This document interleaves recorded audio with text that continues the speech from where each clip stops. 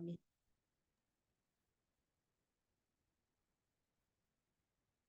Absennya udah diisi belum tadi?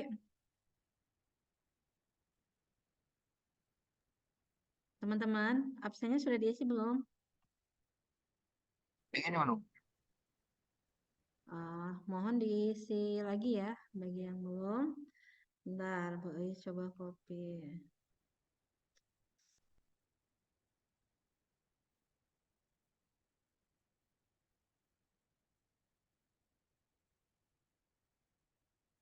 Oke, silakan untuk link daftar hadirnya mohon diisi terlebih dahulu ya. Baik, akan Bu Ais buka terlebih dahulu. Bismillahirrahmanirrahim. Assalamualaikum warahmatullahi wabarakatuh. Waalaikumsalam warahmatullahi Ya, wabarakatuh. selamat sore Waalaikumsalam. teman-teman. Ya, mohon izin ya, Bu Ais akan sedikit ya menyampaikan materi yang kiranya nanti akan keluar gitu di HBS besok pelajaran IPS.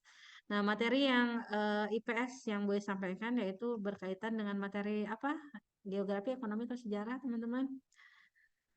Sejarah. Sejarah. Sejarahnya tentang apa? Kolonialisme dan apa?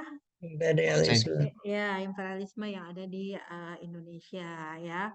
Nah, materi ini memang sih cukup banyak ya, yang kamu nanti harus bisa memaparkan ya dari mulai penjelajahan samudera ya, kemudian eh, mulai masuknya bangsa Barat ke Indonesia, dibentuknya VOC Indonesia, kemudian pada masa pemerintahan Hindia Belanda, Dendels, kemudian Indonesia pada masa pemerintahan Inggris yaitu Raffles, kemudian pemerintahan Hindia Belanda kembali di era Tanam Paksa yaitu Van den Bosch, kemudian ada politik etis dan yang terakhir munculnya pergerakan apa teman-teman?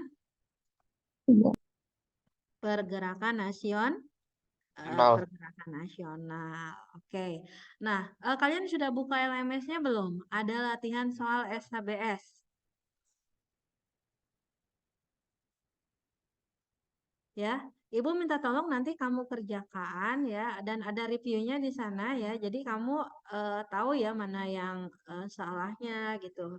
Kamu nanti ya itu kan gambaran gitu ya. Nanti kurang lebih soalnya pun ya Ibu nggak akan jauh-jauh gitu ya dari pertanyaan apa ya latihan soal yang mungkin yang ini nanya Dendels bisa saja mungkin besok nanyanya Raffles atau Pandenbos gitu ya. Nah, yang pertama mengenai penjelajahan samudera. Kalian tahu ya? Nah, penjelajahan samudera itu kaitannya dengan imperialisme kuno atau modern, teman-teman? Halo? Kuno. Kuno, ya, yang dilakukan oleh dua bangsa, yaitu bangsa apa? Spanyol dan Spanyol Portugis. sama apa? Portugis. Iya, ya, hal ini didasarkan pada perjanjian apa yang kemudian bumi akhirnya dipisah menjadi beberapa bagian. Tordesillas. Iya, dalam perjanjian Tordesillas ya. Dalam perjanjian Tordesillas ini upaya untuk menghindari konflik ya ataupun persaingan antara bangsa Spanyol dan bangsa Portugis sehingga bangsa Spanyol ya akan melakukan penjelajahan ke arah mana? Ayo, ke arah Nabil Barat. Iya, Aigner betul ya. Kalau bangsa Portugis itu ke arah mana, teman-teman? Timur. Ke arah Timur. timur. Ya, ada yang masih ingat penjelajah dari bangsa Spanyol itu siapa saja? Christopher Columbus. Ya, selain Christopher Columbus, siapa lagi, Ferdinand Regan? Magellan. Ferdinand Delcano. Magellan dan Delcano. ya Sebastian Delcano. Oke, betul ya. Nah, Ferdinand Magellan itu yang sampai ke Nusantara tidak?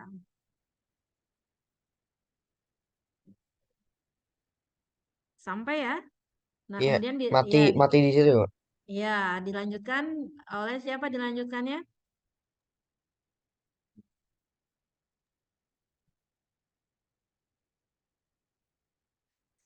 Oleh Johann Sebastian Delcano ya. Oke, lanjut lagi. Kalau yang dari bangsa Portugis yang melakukan penjelajahan pertama siapa namanya?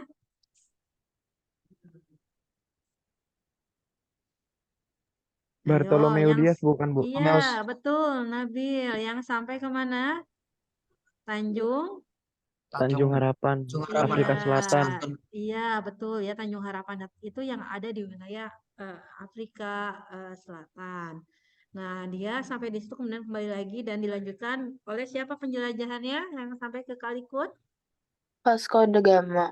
Iya, betul, yang sampai ke Nusantara, ke Malaka, tepatnya tahun 1511. Albuquerque. Alfonso ya, di Albuquerque, dan ke wilayah Maluku tahun berapa, teman-teman? 1512. 1512 ke wilayah Maluku. Nah, itu ya kaitannya dengan imperialisme kuno. Dan berikutnya, imperialisme modern ya. Ini patokannya itu kan setelah terjadinya apa? Revolusi apa? Industri. Industri yang berlangsung di negara mana? Inggris. Oke, betul ya. Nah, imperialisme modern diantaranya bertujuan untuk mendapatkan daerah pemasaran maupun bahan baku industri. Ya, tidak hanya dilakukan Inggris ya, juga disusul oleh negara Belanda. Nah, Belanda ke Nusantara ya. Siapa tokoh yang pertama kali singgah tahun 1596? Ada yang tahu nggak?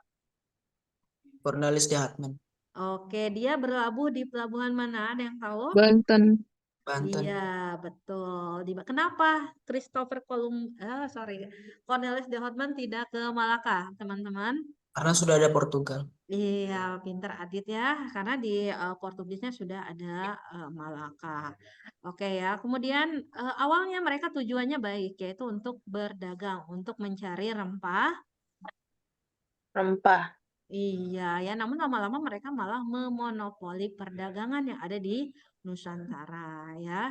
Nah, bahkan mereka untuk melegalkan tersebut, mereka dengan mendirikan usaha atau kantor dagang yang dinamakan dengan apa? FOC. Iya, Perennial East Indian Company ya, yang berdiri pada 1602. Nah, pertama kali di Indonesia itu berdirinya di wilayah mana? Ada yang tahu? Di Maluku. Oke, dengan gubernur jenderalnya yang pertama siapa? Peter Bos. Iya, Bos. ya, dan walaupun nantinya POC akan dipindahkan kemana dipindahkannya? Batavia. Batavia. Iya, Karena lebih dengan strategis. Oh, Oke, strategis. betul ya. Gubernur jenderalnya yang ternama yang di Batavia siapa? Jan Jefferson. Jefferson. Iya, betul. Nah, VOC ya tujuan lainnya adalah untuk menghindari persaingan dagang dengan kongsi dagang yang dimiliki oleh negara mana? Inggris. Inggris, Inggris. yaitu apa? EIC. EIF. Ya, East EIC. Indian Company. Pinter ya, yang berpusat di negara mana? EIC? Di India. India ya. Nah, oke, VOC memiliki hak istimewa enggak, teman-teman? Ya, Ada namanya oktroy. Apa Hak ya? oktroy. Hak apa? Oktroy.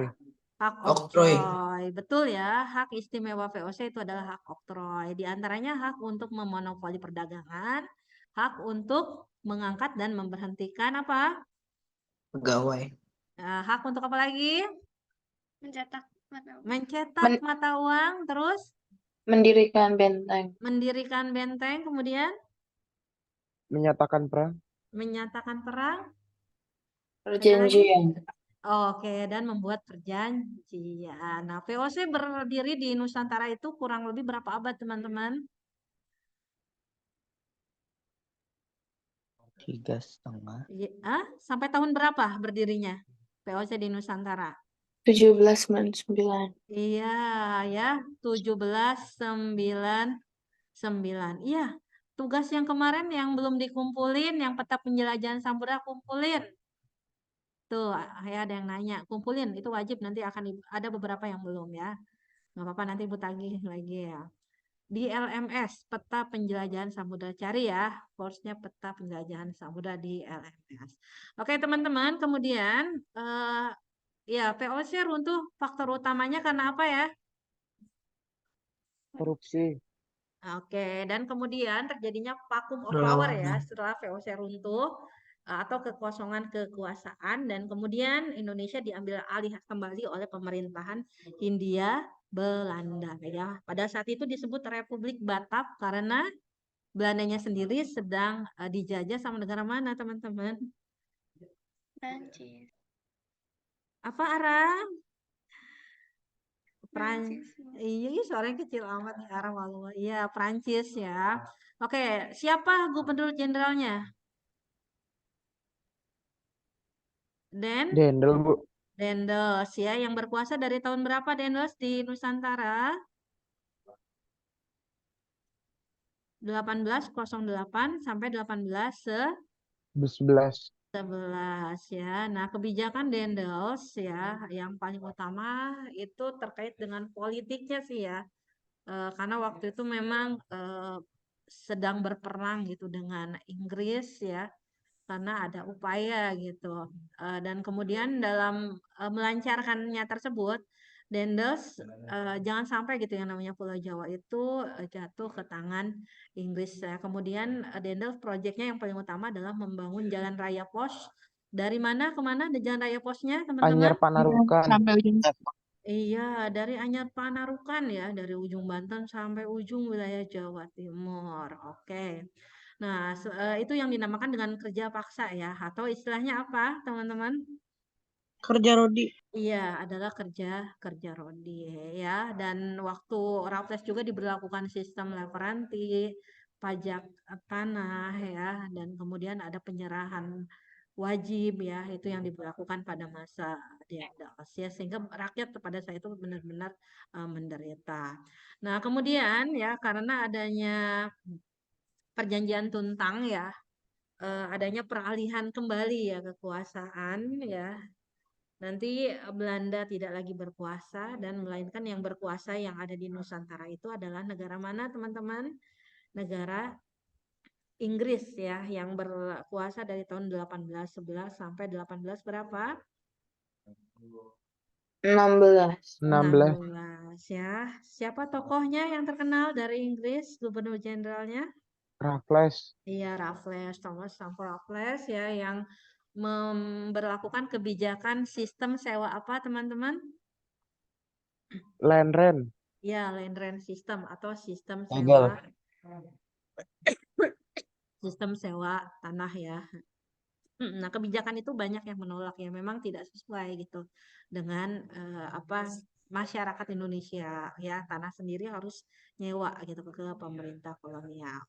Ya, kemudian kita langsung aja ya berpindah ke 1830 ke 1870 yaitu pada masa pemerintahan Panden Bosch ya, yang dengan memberlakukan sistem tanam apa? Tanam paksa ya, atau yang disebut dengan kultur Kultur stelsel. Ya, yang tujuannya tidak lain adalah untuk mengisi kekosongan apa? Khas Belanda. Iya, yang telah habis akibat Melawan Belgia. perang ya melawan Belgia. Oke. Dan kemudian ya kultur Stelten sama ya, banyak kebijakan-kebijakan yang rupanya sangat merugikan rakyat ya, dengan adanya kebijakan selain dari kultur Stelten ada Pre-Angerstelsel, Pertiste Leparanti ya, dan pajak juga gitu, sehingga rakyat itu benar-benar sangat menderita ya, sehingga nanti muncul banyak kritik ya yang menentang tanah paksa, termasuk dari tokoh yang namanya Douwas siapa? Dos Dekker. Iya, atau siapa namanya teman? Multatuli yang menulis buku apa? Max Maksa Havelaar. Max Apa Havelaar. ya, Mas Penderitaan Aflari? saya. Iya, Penderitaan. iya betul ya. Kemudian ada tokoh juga yaitu Ki Hajar Dewan. Di antara. Dia pun menulis sebuah artikel ya yang menyindir pemerintah Belanda ya, Ils as Nederlanders ya, atau andaikan saya seorang Belanda. Nah, itu adalah sindiran keras gitu. Oke, nah kemudian teman-teman apalagi dilanjutkan Politik kembali etis. dengan ya pergerakan nasional di Nusantara ya. Nah, pergerakan nasional di Nusantara ini tidak terlepas dari yang namanya politik apa, teman-teman? Balas budi. Ya, politik balas budi. Namanya politik apa? Etis. Siapa Politik tokoh yang mencetuskannya? Konrad Theodor van de Venter. Van de Venter. Isi dari politik etis itu ada 3 yang disebut dengan trilogi Van de Venter. Yang pertama adalah edu apa? Edukasi. Iya, yang Irigasi. kedua Irigasi, transmigrasi. Migrasi. Oke, padahal semuanya itu untuk kepentingan siapa, teman-teman? Belanda. Oh iya, namun ada hikmahnya. Dengan adanya edukasi, ya, maka lahirlah golongan terpelajar yang Pelajar. kemudian ya yang sadar betul akan bangsanya itu sedang dijajah. Yang kemudian dari pergerakan nasional itu akan lahir organisasi-organisasi pergerakan nasional. Nah, Nah, ya, contohnya seperti apa organisasinya? Masih ingat? Budi Utomo. Budi Utomo. Iya, Indi apalagi Spartix. di Separtis. Sarekat Kemudian Islam. Syarikat Islam. Separtix. Iya, Indi Separis tadi udah Syarikat Dagang Islam, Organisasi Muhammadiyah, Partai Nasionalis Indonesia, Perhimpunan Indonesia, dan masih banyak lagi ya. Dan yang mana perlawanannya itu lebih terorganisir ya, karena melalui organisasi ya. Tidak lagi bersifat kedaerahan.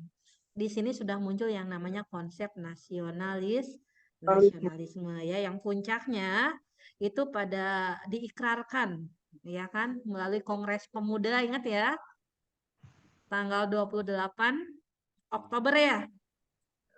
Tap. Ya, iya, yang dikenal dengan Sumpah apa, teman-teman? Pemuda. Sumpah Pemuda. Oke, masih ingat apa saja faktor internal munculnya pergerakan nasional? Satu, lahirnya apa? Golongan terpelajar. Iya, lahirnya golongan terpelajar. Yang kedua, kenangan kejayaan di masa apa? Masa lalu. Lampau. Kita pernah berjaya di bawah kekuasaannya siapa, teman-teman? Majapahit dan Sriwijaya ya, Bu. Iya, ingat ya, kita pernah berjaya pada masa Majapahit Sriwijaya dan adanya kesengsaraan akibat penjajahan. Nah, kalau faktor eksternal itu artinya dari dalam negara atau luar negara? Luar. Luar. Apa aja? Kalahnya Satu. Jepang atas Rusia. Tahun berapa? 1905. Oke, ingat ya kemenangannya. Nah, itu menginspirasi bangsa Indonesia. Jepang yang Asia bisa mengalahkan Rusia yang Eropa gitu. Demikian kita pun bisa ya, Indonesia bisa mengalahkan Belanda yang Eropa. Yang kedua munculnya paham-paham baru ya, seperti nasionalisme, demokratisasi, Islamisme dan masih banyak lagi ya, dan kemudian munculnya nasionalisme dari negara-negara yang ada di benua Asia maupun di benua apa?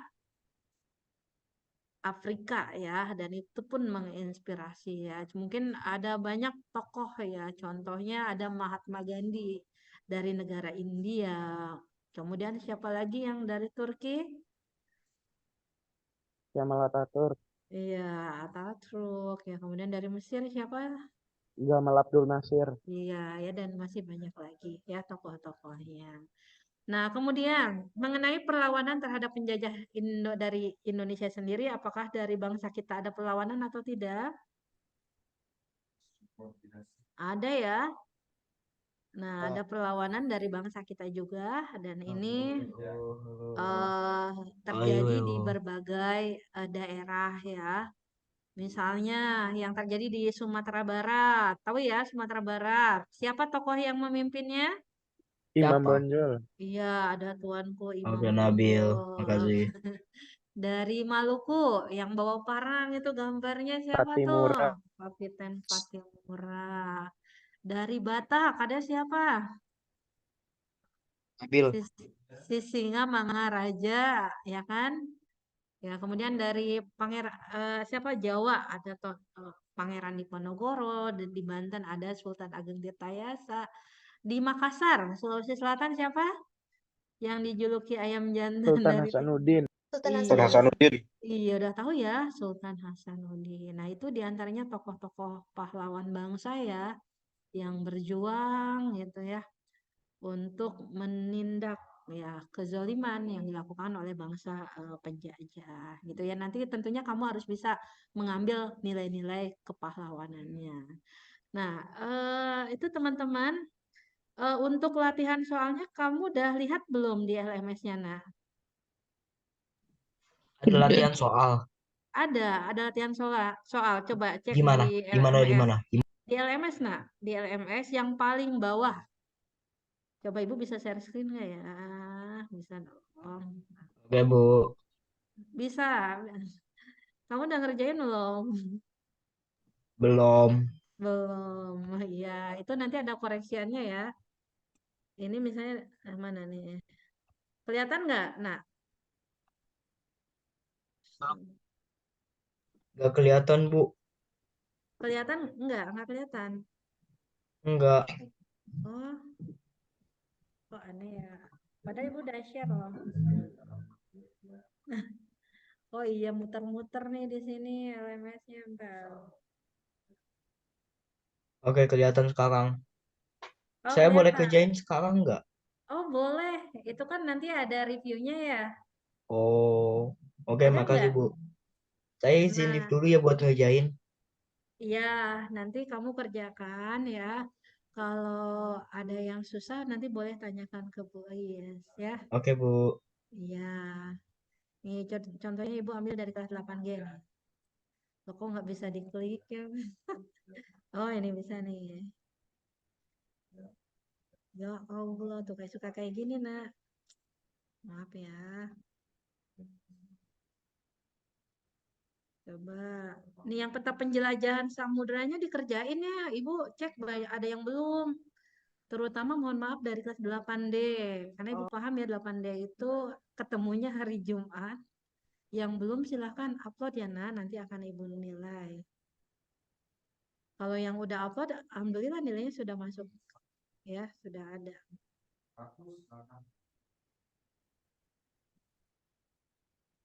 Nah, yang terakhir nih, latihan soal. Nih, latihan soal SHBS ya.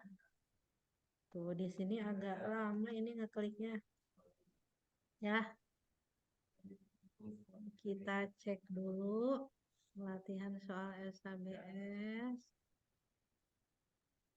Tuh, muter-muter. Wah, ada yang attempt nih. Ya, 2 orang.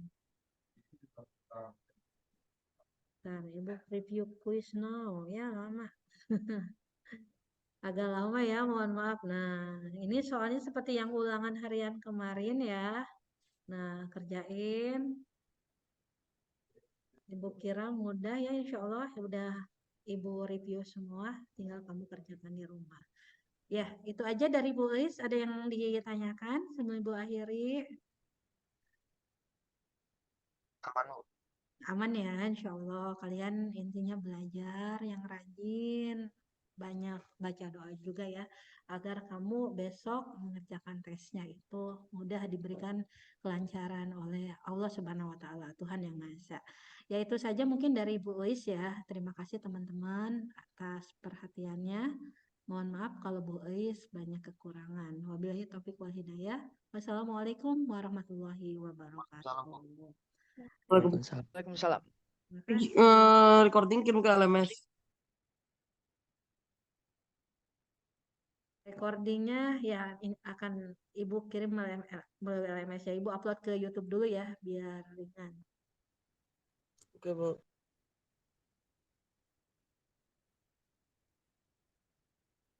Ada guru yang masuk.